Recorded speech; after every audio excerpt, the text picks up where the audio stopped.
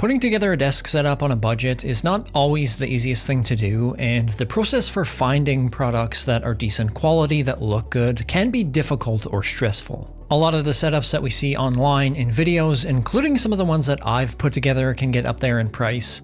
And not everyone has the means to spend thousands of dollars to find something that works, but the good thing is there's a lot of great stuff out there that isn't going to break the bank. For the past few weeks, I've been designing a space that I think not only looks good, but is a fraction of the cost for what you'd normally see for something comparable. I've tried to keep everything affordable while also using some tricks to keep the price down, some that have worked and some that turned out to be a bit of an adventure, and that's why we're here today. I'm gonna go over everything that I have in this setup, some tips for finding some of the gear that's in here, and what issues that I came across. So if you're planning on putting together a desk setup on a budget yourself, or you're just looking to save some money, stick around and let's get into it. This video is sponsored by ESR. Hey everyone, Kyle Erickson here. Putting together a nice desk setup can be critical on improving your productivity, creativity, and just your overall mood, but that shouldn't have to come at the cost of emptying your savings. Browsing around Amazon, every day I see more gear on there that looks good and seems to be quite affordable. And having used this makeshift gaming setup for the last couple of months, I wanted to see if I could build something completely from Amazon and keep the total in or around $1,000 USD for everything. Amazon is really the ideal place to do this because it's convenient, and if something doesn't work out or you don't like it, it's super easy to return and it's free, and with some retailers, that's not always the case. They've also got just about everything imaginable, including large furniture like this desk, which is going to be the most important part of any setup. This is an SHW 55-inch standing desk with a walnut finish that comes in at around $200, which shaves off about 20% of my budget, and I have to admit, I was a little bit nervous about buying a standing desk this cheap, but I'm actually quite surprised with the quality of this one. The frame is all metal and is very sturdy, and I really like the look of that walnut finish. And despite there being only one motor on this desk, the height adjustment works great. The keypad has 4 programmable settings. You've got a grommet at the back of the desk to poke your cables through, and a couple of places to hang your headphones from. Now, obviously at this price, you're gonna have to make some sacrifices. The tabletop is laminate instead of solid wood, which is to be expected. The standing desk motor is a little bit loud and not as powerful as some more expensive options, and it doesn't have a cable tray or anything. So you'll need an aftermarket solution there, which we'll get into in a few minutes, but it looks great, and it's really all I need for this space. On the top of the desk, you'll notice this Navaris dual monitor stand riser, and it's actually one of my favorite things in this entire setup. Normally, to get a nice desk shelf, you've got to go outside of places like Amazon, and they're usually quite pricey, but this Navaris one has solid construction. It's very sturdy, and it's the perfect width to hold both my monitor and my speakers, and gives me enough space to store anything that I need underneath. It's super easy to assemble, and it comes with some little pads on the bottom so nothing scratches up.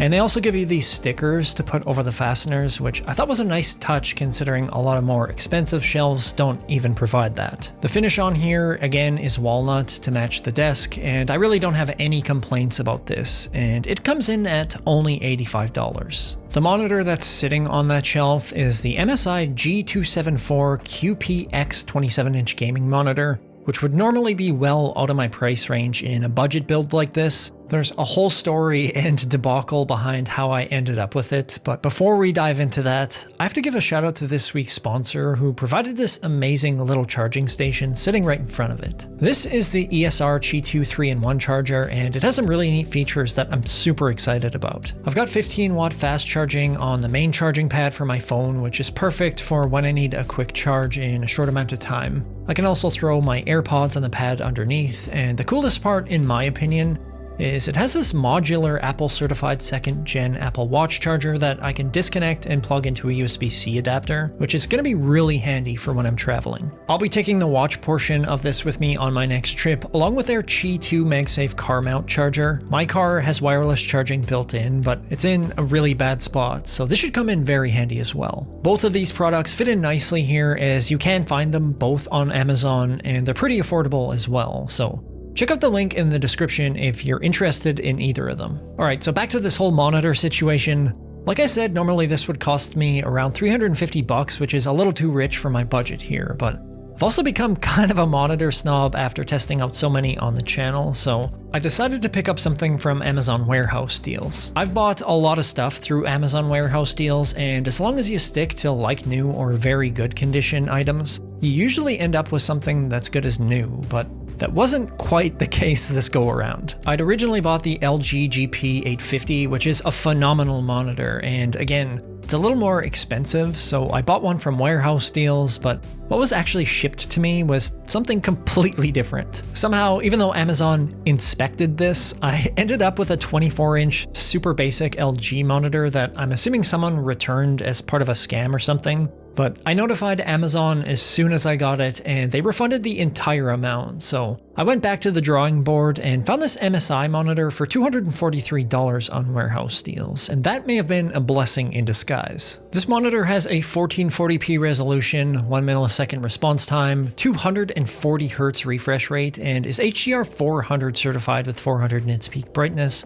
which is more than enough for this space. The panel in here is an IPS, so blacks won't get as deep as something like a VA panel or an OLED, but the contrast is around 1000:1, which is very good for an IPS panel, and the color accuracy is about 98% of the DCI-P3 color gamut, and that is outstanding for any monitor. You also get a good selection of inputs on the back with 2 HDMI 2.0 ports, 1 DisplayPort 1.4, and a USB-C port with up to 65 watts power delivery in the event that you ever want to hook up a laptop and charge it at the same time. I'm primarily going to be using this for gaming and media consumption with a desktop PC, and with a 240 Hz refresh rate and the outstanding color, everything looks fantastic. One thing that you will want to look out for when buying monitors off Warehouse Deals are some obvious things like dead pixels, but also things like black uniformity or light bleed. Judging from the 24-inch monitor that I received, the inspection process for these returns doesn't appear to be that intensive, but this particular MSI model that I've got here is great on all those fronts. There's also a 3.5mm audio output on the back if you'd like to hook up an audio source directly to the monitor, but I've got my speakers hooked up directly to my PC, and if you've been around on the channel before, these might look familiar. These are Edifier MR4s. I used to have a set of these in white on my main setup, and they're one of the best sounding sets of bookshelf speakers you're gonna find around 130 bucks. I opted to go for black this time to match the setup better, and having owned multiple different sets of Edifier speakers in the past, I just find that these ones sound the best out of any of the ones that I've tested. Each of these has a 4-inch woofer and 1-inch tweeter, and has 42 watts total RMS output, which is more than I'll ever need here. Everything is crystal clear even at louder volumes, and generally they just push out a nice, pleasant, evenly balanced sound. You do have both a 3.5mm input and output on the front, which is something that was a must for me. That way I can just easily connect my headphones for when other people are in this space, and I also wanted volume controls on the front,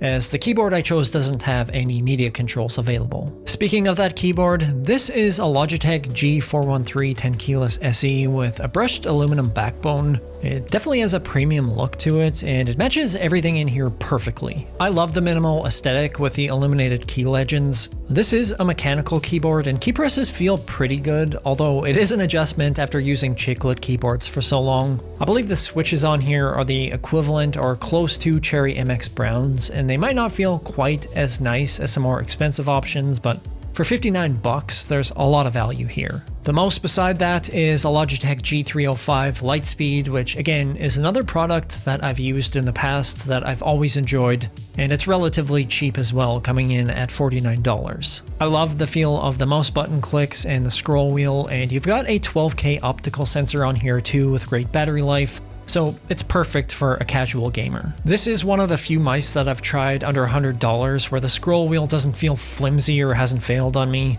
I used the white version of this for about a year, and that one still works completely fine, so it just made sense given the price. I've also added a Walnut wrist rest that cost me around 26 bucks that not only makes things a little more comfortable typing wise, but it fits the setup great, and unlike most of these that I've used in the past, This one has these little anti-slip pads on the bottom, which is a nice touch. All of that sits on this desk mat, which I've had for a few years now and used to be on my main setup. And you could find this particular model on Amazon for about 16 bucks, so super affordable, and this one has held up great. So that puts me at around $800 up to this point, but there's still a few things that I want to squeeze in to get all that I can for around $1,000. It's pretty clear that I wasn't going to buy a new PC for this space on that small of a budget, but what I was able to do was buy a nicer case and then transfer my current PC over to it. That is the Corsair 4000D with a teak front panel.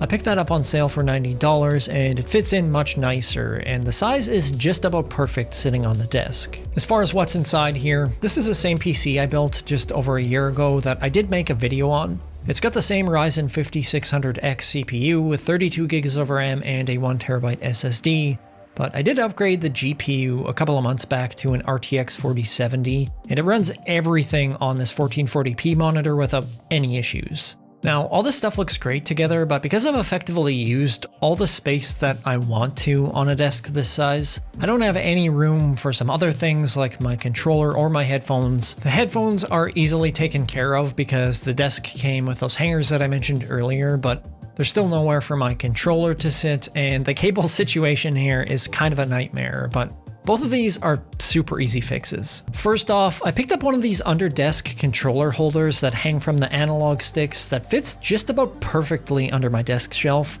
It looks good and keeps everything nice and tidy. Those just attach with two-sided adhesive, and you might see some folks complaining about the controllers not lining up straight after mounting this. The trick there is you want to put the controller into the holder first and then attach it just to make sure everything is lined up, but once that's done, you're good to go, and these things are only 10 bucks. When it comes to cable management, I've just bought 2 cable trays that are about 15 inches long each, so they're not going to go across the entire desk, but a large part of it, and I usually try and go as long as I can with these, mainly for one reason. I found the cleanest and easiest way to manage your cables is just to put a power bar right in the tray and plug everything into it there. That way you only have to worry about having one cable hanging down, which not only looks a lot nicer, but it's just a lot easier to manage, especially if you're moving your standing desk up and down. But I do find that having one single tray often isn't enough to store power adapters and excess cables, so the more space that you can give yourself there, the better. These ones cost me around $25 for the pack and also came with cable ties and clips, so not only does it allow me to clean up the underside of my desk, but also on and around it as well. That leaves me at around $920, so I've got around 80 bucks to add other things like a power bar if I need it, or some plants or accessories. In my case, I've also just put up a BenQ screen bar for some light because again, there's not a ton of space on the desk for anything else, and I had one kicking around. You can find those for around 100 bucks, but I've also used the Quantus, I think it is, branded ones that are almost just as good for around $25 to $30, so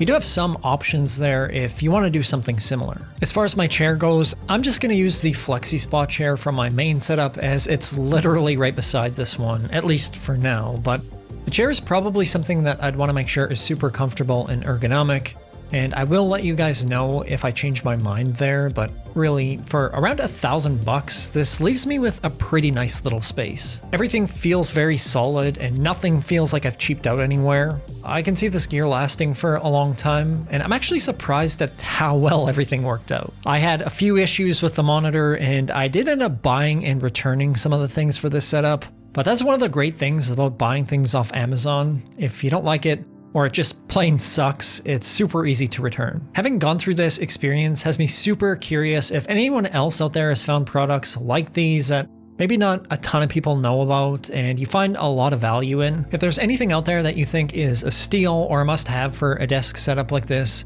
drop a comment down below and let me know about it. That's all I have for you today. I hope you enjoyed this video. If you did, feel free to hit that like button. If you'd like to see more tech-related content or design a 3D printer that only prints edible models made from chocolate, please subscribe. Thank you so much for watching, and I will see you in the next upload.